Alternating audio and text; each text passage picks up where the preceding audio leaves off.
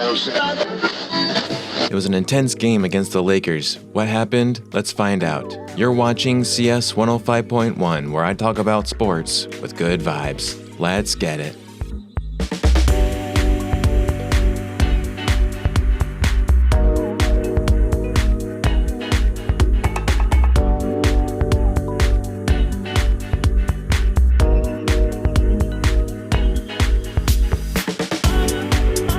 How's it going, everyone, and welcome. I'm CS Chandler, here for another take of Nuggets basketball. So the Nuggets facing the Lakers for the third time this season. The Nuggets with lots of injuries, but giving it a go anyways. AG was ruled probable or questionable. Jokić was questionable. CB was questionable. Jamal was questionable. Like, it is a hurt and beaten up Nuggets, but they decided, okay, we're going to go into this anyways. The Lakers, however, rested several of their key players. Luka was not in the lineup. LeBron is still out. They didn't have Gabe Vincent or Hachimura.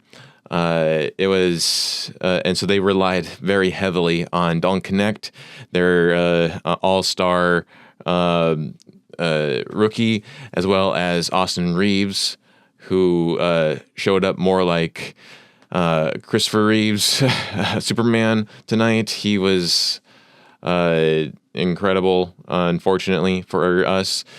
And the Nuggets were wearing their navy blue jerseys tonight. The Lakers with their gold or yellow jerseys. I don't really call them gold. I know they like to call them gold, but they're yellow. They're ugly yellow jerseys. And the Nuggets got a win, 131 to 126. Let's go Nuggets. Any win against the Lakers is an amazing win to have. So we will take this, but it is a very ugly win. And I'm going to tell you why. I'm going to try to be as positive as possible, but it was not a good game.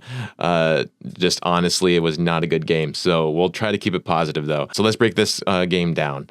First quarter, the Lakers controlled the tip, but after a missed shot, Jokić secured the rebound and pushed the ball down the court, setting up Jamal for a layup to give the Nuggets the first points of the game. Reeves answered with a 3, followed up with a layup of his own to get the Lakers up by 3. And then Finney-Smith extended the lead to 6 with another 3 before AG finally stopped the bleeding to sink down his own 3. So it was already from the start, very scrambled. However, Goodwin responded with a floater, prompting Malone to finally take the first timeout of the game, seeing that the lack of energy from the Nuggets just needed to shake things up. So he calls a timeout, and then out of the break, Jokić came up with a steal and was fouled, ruled a transition take foul. So Murray goes and sinks the free throw, cutting the deficit to just 2.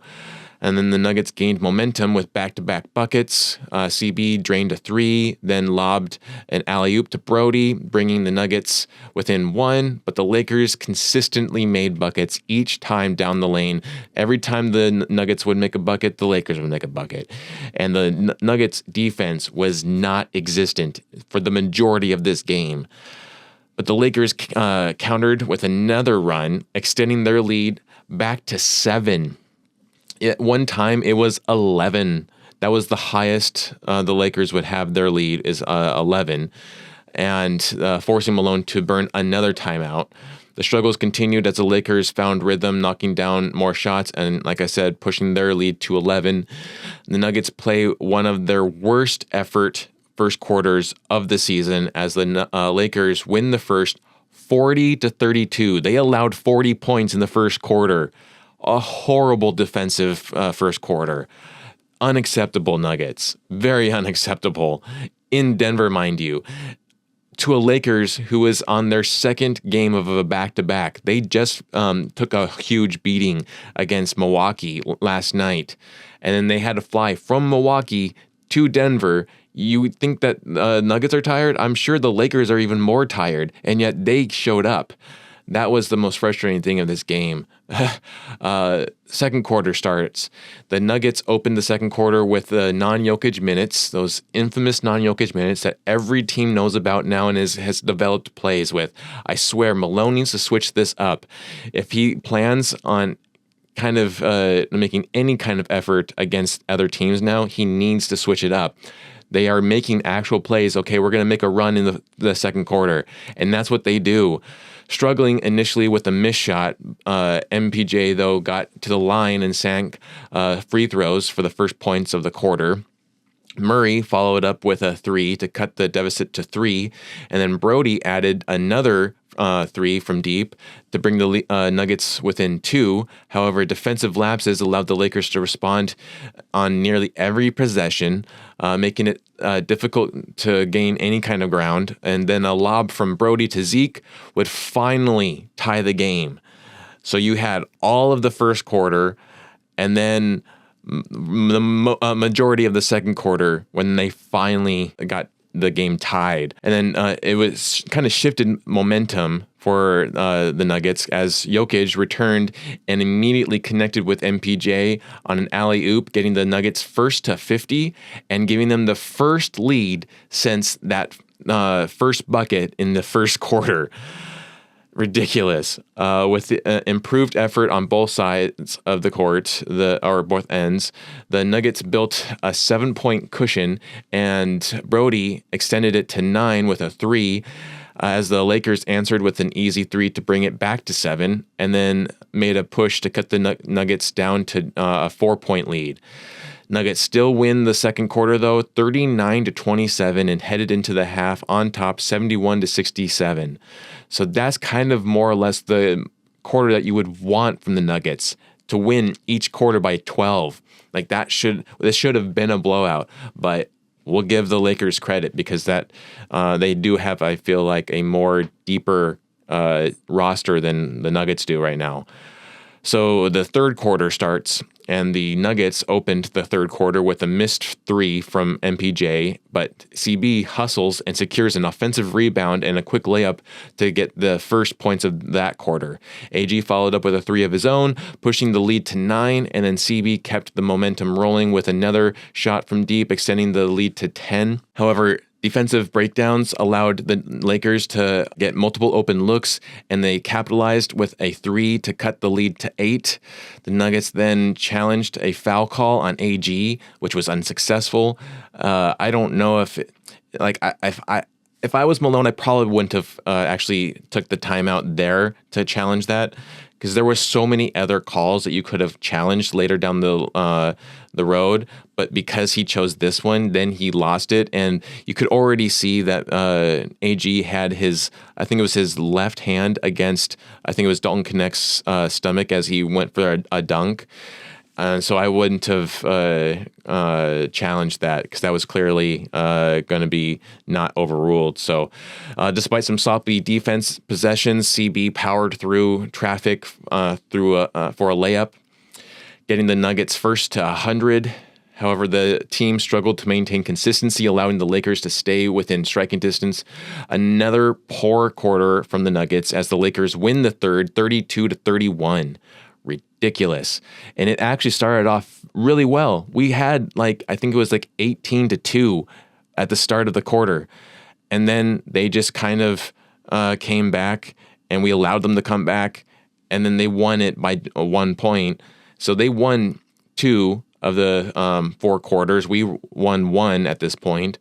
And then the fourth quarter starts, and the Lakers open the fourth with a missed shot, and Murray grabs the rebound before getting fouled by Milton. Still, no one has made a bucket, but then Connect quickly scored back-to-back layups, giving the Lakers a 1-point lead. So he not only got the first points of that quarter, he also got the Lakers the lead again. P-Watt ended the Nuggets' dry spell with a dunk to cut the lead to 1. It was literally a 12-0 run by the Lakers. It was disgusting if you're a Nuggets fan. I'm sure the Lakers were feeling extra confident at this point. But then luckily, P-Watt responded and did exactly what he needed to do at that moment. So he gets the dunk and cuts the lead to 1, then tied the game with a free throw after some sloppy plays on both ends. Jokić checked back in at the 7:25 mark, and MPJ stepped up with back-to-back buckets to tie the game again as it got out of grasp again, and the Lakers got a lead. Murray knocked down a clutch three, followed by a steal and a dunk from CB to put the Nuggets up by 5.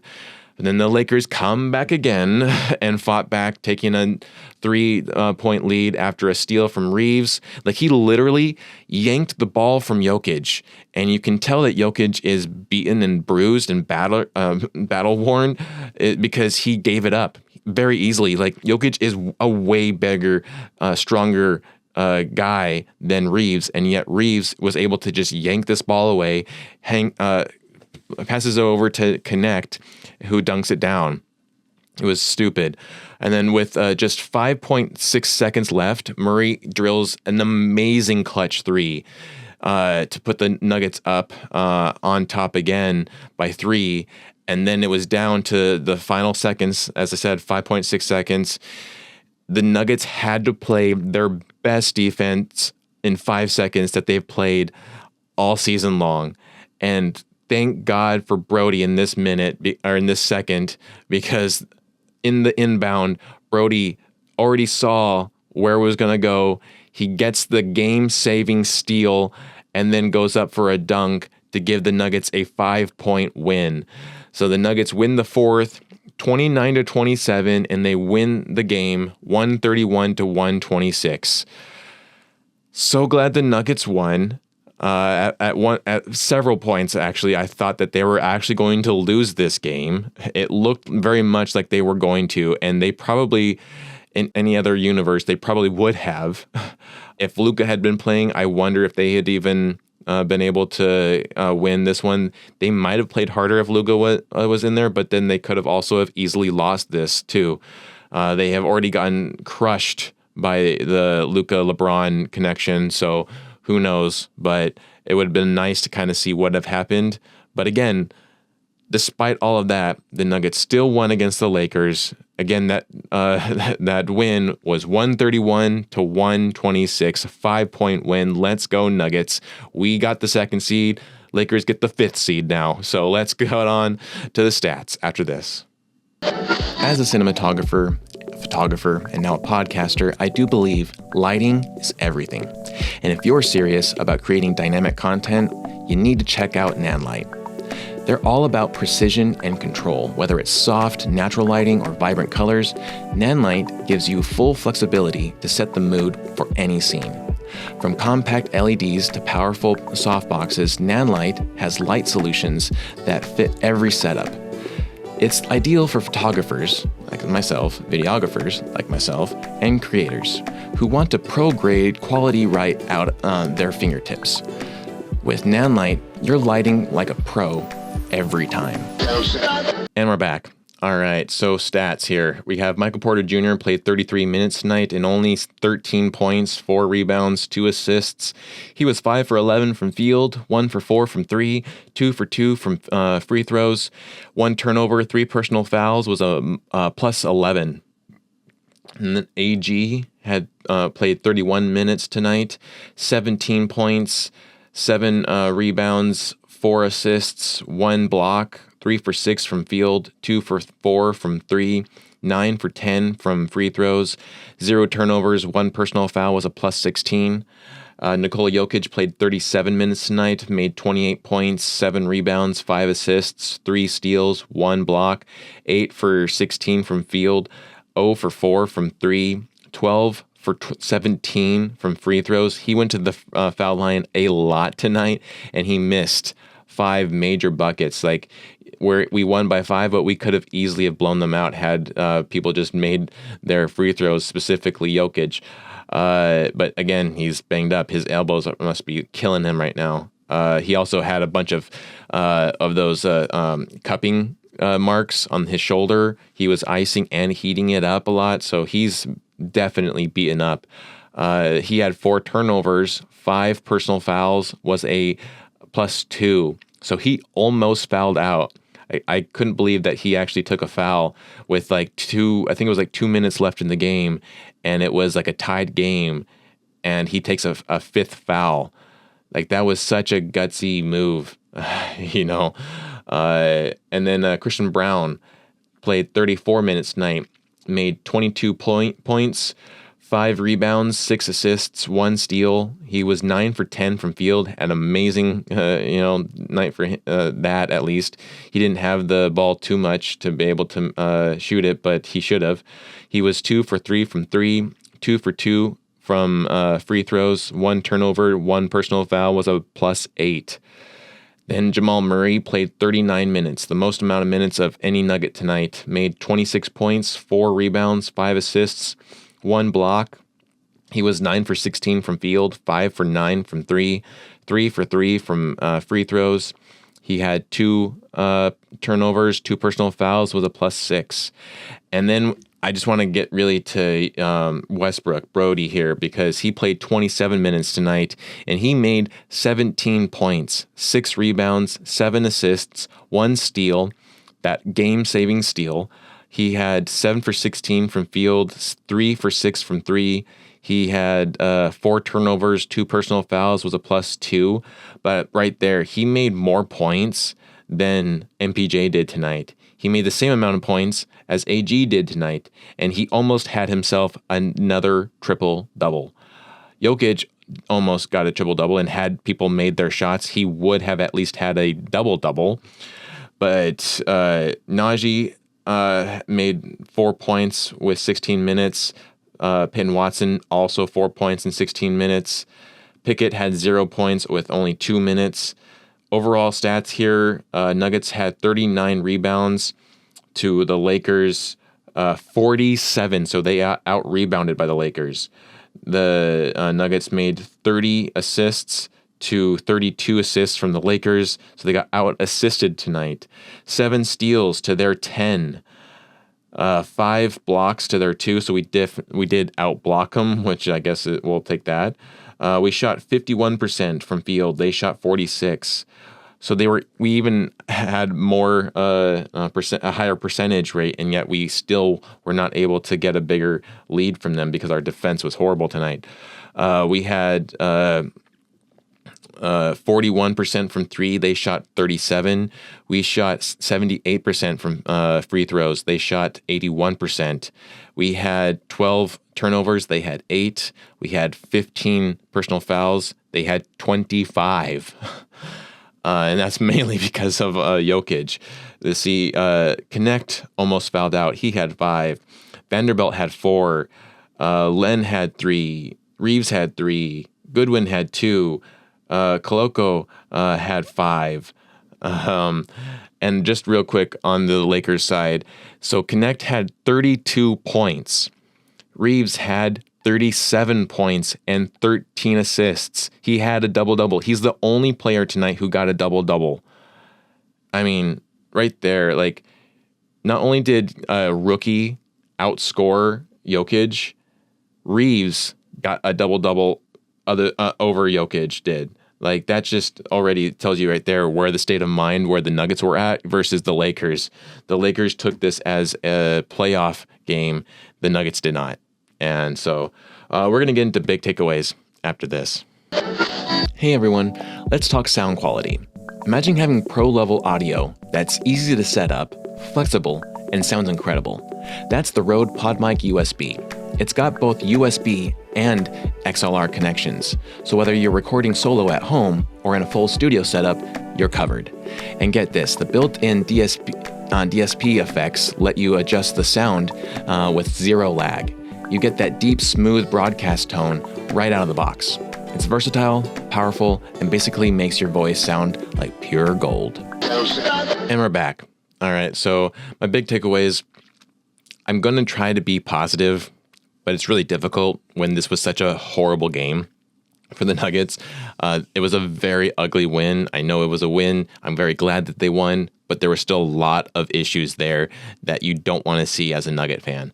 So this is just going to be more or less my honest take, and I apologize for if it doesn't get as positive as it may as we want it all to be, or maybe you want it to be. This is just my honest kind of takeaway from this, is that this was a very ugly game from the start. Yet another low energy start by the Nuggets. The Lakers were very undermanned, and yet the players who were playing knew the stakes and understood the assignment. The Nuggets came in expecting an easy win, and the Lakers made them work for it.